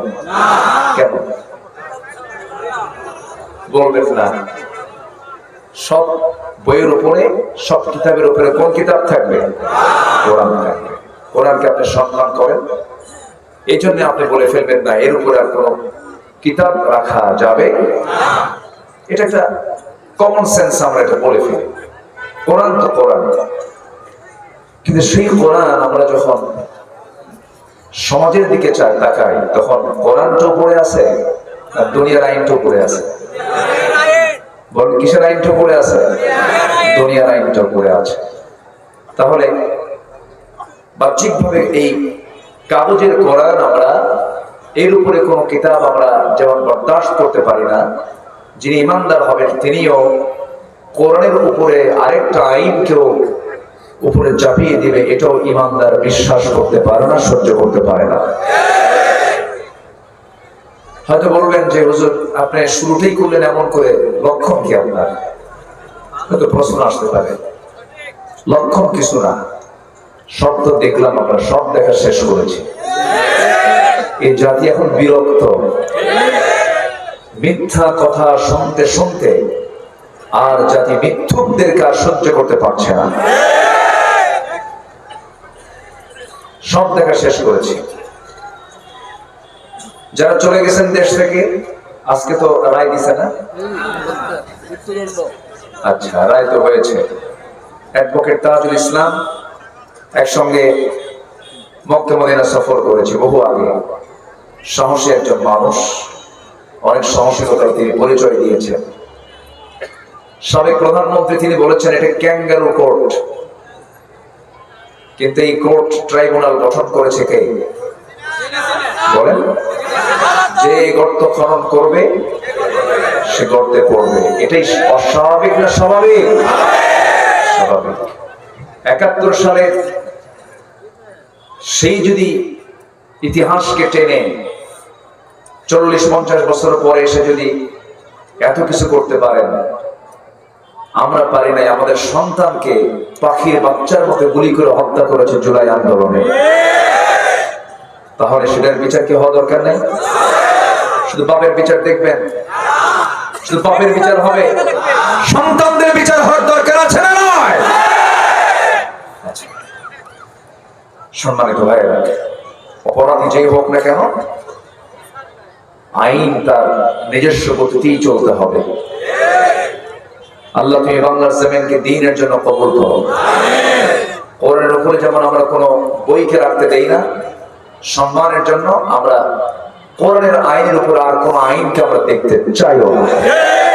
আল্লাহ কবুল করুন, চলে বলি আমিন। সেই কোরআন থেকে কিছু কথা বলতে চাচ্ছি, আমাকে সময় দেবেন তো নাকি? খুব সুন্দর টাইম আমি পেয়েছি। এটাই হলো মাহফিলের আলোচনার উত্তম টাইম। মাঝে মাঝে কিছু কিছু মাহফিলে গিয়ে উঠায় দেয় রাত ৩টার দিকে। রাত ৩টার দিকে কথা বলা মানে কি জানেন? পাগলের সাথে ঘর সংসার করা। আমরা খুব সুন্দর একটা সুইটেবল টাইম পেয়েছি। আমি খুব অল্প সময়ে একটা বিষয়ে ধারণা দিতে চাই। আমরা যে এখানে বসে আছি, আমরা কি এমনি বসে আছি না ইবাদত করছি বলেন তো? মনে হয় এরকম? মনে হচ্ছে তো নাকি? আমরা এখানে বসে আছি কিসের কিসের কিসের মানে কিসের নিয়তে বলেন তো? আমরা ইবাদত করতে এসেছি এখানে। বিড়ি খাওয়া কোন ইবাদত বলেন তো? এটা কি ইবাদত? এটা কি বলে? কয় যে কিচ্ছুই। অনেকে আবার হুজুর এটা কিচ্ছুই না, কিছুই না, কোন উত্তর হয় বলেন তো? আমরা কোন কাজ মানে অর্থহীন করবো না। সব কাজের মধ্যে যেন অর্থবহ ভাবটা থাকে। আমরা এমন ভাবে সকল কাজের আঞ্জাম দেবো, জোরে বলি ইনশাআল্লাহ। আমরা ইবাদত করতে এসেছি। আমরা বসে থাকা, দিনের কথা শোনা, এটা একটা ইবাদত। এবং এই তেলাওয়াতে, এই আলোচনায় কোনো লস নাই। আল্লাহ রাব্বুল আলামিন বলেন, ইন্নাল্লাযীনা ইয়াতলুনা কিতাবাল্লাহি ওয়া আকামুস সালাতা ওয়া আনফাকু মিম্মা রাযাকনাহুম সিররান ওয়া আলানিয়াতান ইয়ারজুনা তিজারাতান লান তাবুর। সূরা ফাতিরের ভিতরে আল্লাহ রাব্বুল আলামিন বলেন, নিঃসন্দেহে যারা আল্লাহর কালামকে তেলাওয়াত করবে, নামাজ যারা কায়েম করবে, এবং আমি যা দিয়েছি তা থেকে গোপনে প্রকাশ্যে যারা খরচ করবে, এই তিনটা কাজে তাদের কোনোদিন লস নাই। জোরে বলুন সুবহানাল্লাহ। আমরা লসে যাব না লাভে যাব? কার পরামর্শে? কার পরামর্শে? আল্লাহর পরামর্শে। আমার বন্ধুগণ, মানব জীবনে বান্দার যত কাজ আছে, কোন কাজ ইবাদতের বাইরে নয়। আপনার শৌচকার্যের প্রয়োজন, পেশাবখানায় যাবেন, সেটা মনে হয় ইবাদত নয়? আস্তে করে বলেন, বলেন কি ইবাদত? আপনি রাত্রিবেলা স্ত্রীর সঙ্গে ঘুমাবেন, এটা আপনার জন্য ইবাদত। সহবাসে মিলিত হবেন, এটা আপনার জন্য ইবাদত। কিন্তু অন্যের বউ না, কিন্তু আবার এটা নিজের বউ হবে। এখন তো স্বামী স্ত্রীর পরিচয় চাইতে এখন বয়ফ্রেন্ড গার্লফ্রেন্ডের পরিচয়টাই বেশি। এই মাইক তো সোঁসো করে, কেন শোনেন না আপনারা? মাইক হলো কই, দেখেন কেমন হচ্ছে, আপনি শোনেন না? একটু ক্লিয়ার রাখেন সম্মানিত ভাইরা। তাহলে একভাবে রাখেন, বাস এভাবে আছে, এভাবে রাখেন। এখন স্বামী স্ত্রীর পরিচয়ের চাইতে এখন বয়ফ্রেন্ড গার্লফ্রেন্ডের পরিচয়টাই বেশি। কোন ছেলে যদি বলে আরেক ছেলেকে, এই তোমার কি গার্লফ্রেন্ড আছে? কেনা তো, তুমি তো মানুষই, তুমি তো আদিম যুগের মানুষ, তুমি তো আপডেট না। একটা যুবকের জীবনে গার্লফ্রেন্ড থাকবে না, এটা কি হলো? বলে ফেলে। বয়ফ্রেন্ড গার্লফ্রেন্ড মুসলিম কোন ভাষা নয়, এটা হলো ইউরোপিয়ান আমেরিকান কালচার, ইউরোপিয়ান আমেরিকানদের ভাষা এটা, বয়ফ্রেন্ড গার্লফ্রেন্ড। ওই দেশে ধরেন মেসি, নাম শুনছেন তো? মেসির 4টা ছেলে আছে, তার 4টা ছেলে মেয়ে আছে, গার্লফ্রেন্ডের সঙ্গে তার পরিচয়, বিয়ে হওয়ার আগে 4 বাচ্চা হয়েছে। কি হওয়ার আগে? বিয়ে হয় নাই, সম্প্রতি শুনলাম যে 4 বাচ্চা হওয়ার পরে কয়েকদিন আগে নাকি বিয়ে হয়েছে। এটা হচ্ছে ওদের দেশের জন্য, ওদের কালচার এটা। কিন্তু মুসলমানদের জীবনে কি স্বামী স্ত্রীর সম্পর্ক ছাড়া কোনো গার্লফ্রেন্ড বয়ফ্রেন্ড থাকতে পারে? আসতে বলুন না, থাকতে পারে? মাইকলা, আপনি মাঝে মাঝে এখানে এসে শুনবেন, এখানে দেখবেন যে এখানে ঠিক আছে কিনা, একটু খেয়াল করবেন। কমায় দিতে হবে, হ্যাঁ, আওয়াজ একটু কমানো দরকার মাঝে মাঝে। হ্যাঁ, সম্মানিত ভাইরা, তাহলে এই তো মুরব্বী বুঝে, শুধু আমি বুঝি না, আমি কিছু বুঝি না। সম্মানিত ভাইরা, তাহলে বয়ফ্রেন্ড গার্লফ্রেন্ড এগুলোতে যারা বিশ্বাসী, তারা কি কখনো এই দেশে ইসলাম কায়েম হোক, পর্দার বিধান জারি হোক, এটা কি চায়? আসতে বলবেন না, চায়? চায় না। সুদখোর যে সুদ খায়, ও কি কখনো ইসলামী আইন চাবে? চাবে না। মদের দোকানদার আমার দেশে 54 বছরে নামাজ কায়েমের আইন পাশ হয়েছে না সুদের আইন পাশ হয়েছে? যাকাতের আইন না মদের আইন? বিয়ের বৈধতা না বেশ্যাবৃত্তির বৈধতা? নোংরামি আইনগুলো পাশ হয়েছে। কারা পাশ করেছে? যারা মদের আইন, যারা মদের বোতল নিয়ে রাত পার করে, যারা নারীবাজি করে, যারা নাইট ক্লাবে দিনাতে পাপ করে। আবার মাহফিল আসলে মনে হয় উনি আসমান থেকে জিবরাইল নামছেন। এরকম চরিত্র আর দেখতে চাই না। নির্বাচন আসলে পরে মাথায় টুপি লাগায় এবং আসরের নামাজ 5 বার পড়ে। কয়বার পড়ে? 5 জায়গায় গিয়ে কয়বার পড়ে? 5 বার পড়ে। এগুলো হচ্ছে সিজনাল ধর্মের একটা মশাই, ঠিক কিনা বলেন? আমরা এগুলো মানি না। আমরা ইবাদত করব নির্দিষ্ট দিন না সব দিন? 1 ঘন্টা না 24 ঘন্টা? 1 মাস না 12 মাস? 12 মাস। ইবাদত একই বলে। আমার বন্ধুগণ, এই ইবাদত গুলো যে আমরা করছি, শুক্রবারে জুমার নামাজে যাই, রমজান মাসে 30টা রোজা রাখি, আমার বন্ধুগণ, আমার আপনার যে আমল নামাগুলো দান সদকা করি, মসজিদ মাদ্রাসা বানাই, এতগুলো কিছু করি, এই সমস্ত ইবাদত গুলো আমার আপনার কখনো কবুল হবে না যতক্ষণ না পর্যন্ত আমি 10টা অপকর্ম না ছাড়তে পারবো, 10টা পাপ আমি না ছাড়তে পারবো। 10টি অন্তরায় হবে ইবাদত কবুলের জন্য। 10টা অন্তরায় আছে। এর মধ্যে 1 নাম্বার হলো প্রত্যেকটা বান্দার মধ্যে যতক্ষণ না মুনাফিকি না বাদ যাবে, ইবাদত কবুল হবে না। নামাজের মধ্যে বললো ইয়াকা না'বুদু ওয়া ইয়াকা নাস্তাঈন, আল্লাহ তোমারই ইবাদত করি। বাইরে আসে করে কি আল্লাহর আইন বাদ দিয়ে আমাদের আইনের পিছনে দৌড়ে। আছে কিনা? আছে কিনা? আছে কিনা? এটা কি ইবাদত না ভণ্ডামি? ভণ্ডামি। নামাজের মধ্যে স্লোগান দিল, যখন নিয়ত বাঁধে তখন কি? আরো জোরে, আরো জোরে। যখন রুকুতে যায় তখন কি? সেজদায় গেলে কি? সেজদা থেকে উঠতে কি? নামাজের স্লোগান সমাজেও কোন স্লোগান হবে? নামাজ এবং সমাজের স্লোগান হবে কি বলেন? আরো জোরে, আরো জোরে। যারা এই স্লোগানের সঙ্গে যারা সাংঘর্ষিক ভূমিকা পালন করেন, যারা বলেন যে নামাজে এই স্লোগান থাকবে, সমাজে এই স্লোগান থাকবে না, নতুন করে মুসলমান হতে হবে। জালো জালো আগুন জালো, আমরা জ্বালাবো না, আমরা নিভাবো। আমরা কি করবো? নিভাবো। রাগ করছেন নাকি আপনারা? শোনেন, 16 বছর কথা ছাড়িয়ে দেন। এখন কথা বাদ দেব? আপনি বললেও তো বাদ দেব, কথা বলতেই হবে। সম্মানিত বন্ধুগণ, তাহলে ইবাদত কবুলের জন্য সবচেয়ে বড় শর্ত হলো 10টা অপকর্ম ছাড়বো। আমরা নাম্বার 1 হচ্ছে মুনাফিকি ছাড়বো। মুনাফিক তো নাই, মুনাফিক দুচ্চেচি আছে, আদম দিকে আছে। মুনাফিকি করা যাবে? মুনাফিক হলো মুখে এক অন্তরে আরেকটা, ওয়াদা করলে ভঙ্গ করে, আর যখন না সারতে পারে তখন মুখ খারাপ করে। এরকম লোক আছে কিনা বলে? আচ্ছা, এরপরে যখন কথা বলে তখন শুধু ঘন ঘন মিথ্যা কথা বলে।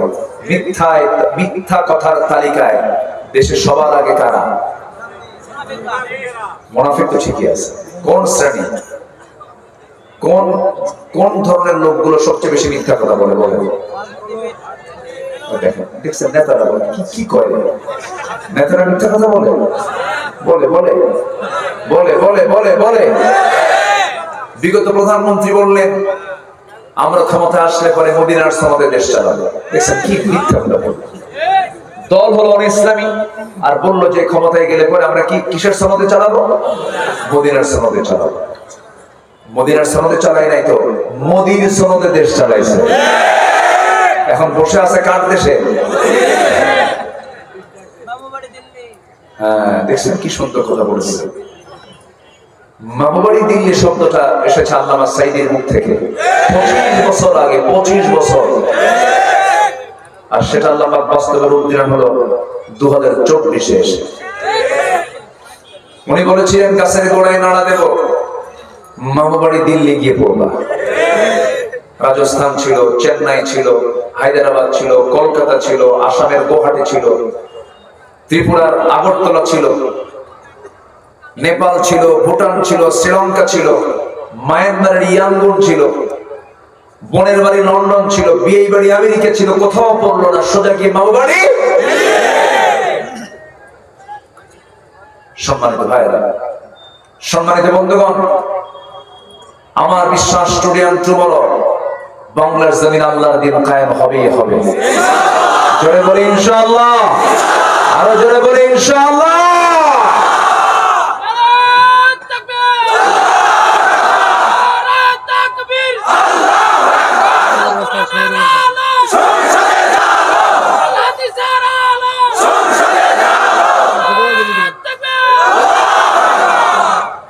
মুনাফিকি ধরবো না ছাড়বো? বলেন, মুনাফিকি ধরবো না ছাড়বো? এই এলাকায় অথবা যে এলাকায় বলি, বলুন তো কোন ওয়াক্তে মানুষ বাড়িতে বেশি থাকে? কোন ওয়াক্তে বলেন? ফজর। সবচেয়ে কম জোহরে, আসরে, মাগরিবে, এশায় কম থাকে, কিন্তু ফজরে এই ওয়াক্তে সবচেয়ে বেশি লোক কোথায় থাকে বলেন তো? বাসায়।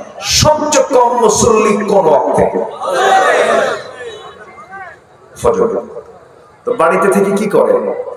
স্বপ্নে চতুর্থ আসমানে চলে যায়, মেরাজ রাতে। ঠিক আছে, আর স্বপ্নে স্বপ্নে ঘুমের মধ্যে নামাজ পড়ে। আমার রাসূল বলে দিলেন, যে বাড়িতে পুরুষ আছে নামাজ ফরজ, মসজিদে আসে না, আমার মন চায় আমি রাসূল নিজে গিয়ে ওই বাড়িতে আগুন লাগাই। কেউ তো নাউজুবিল্লাহ বলবেন না। ঠিক তো ঠিকই করে, কিন্তু ঠিক তো নাই। ফজরের সময় মসজিদে মুসল্লি নাই, আবার মাঝে মাঝে 3 জন থাকে, সেই 3 জনকে কি ইমাম, মুয়াজ্জিন আর খাদেম। চাকরি না থাকলে 3টাও থাকতো না। বাস্তব বলছি কিন্তু। বলুন তো আমাদের মসজিদ গুলো কাঁচা না পাকা? আর আমার নবীর মসজিদ ছিল কি? কিন্তু ইমাম ছিল, নামাজ ছিল পাকা। আর আমাদের মসজিদ গুলো কি? পাকা। আর ইমান নামাজ গুলো কি? কাঁচা। মসজিদে ফজর নামাজে মসজিদে মুসল্লি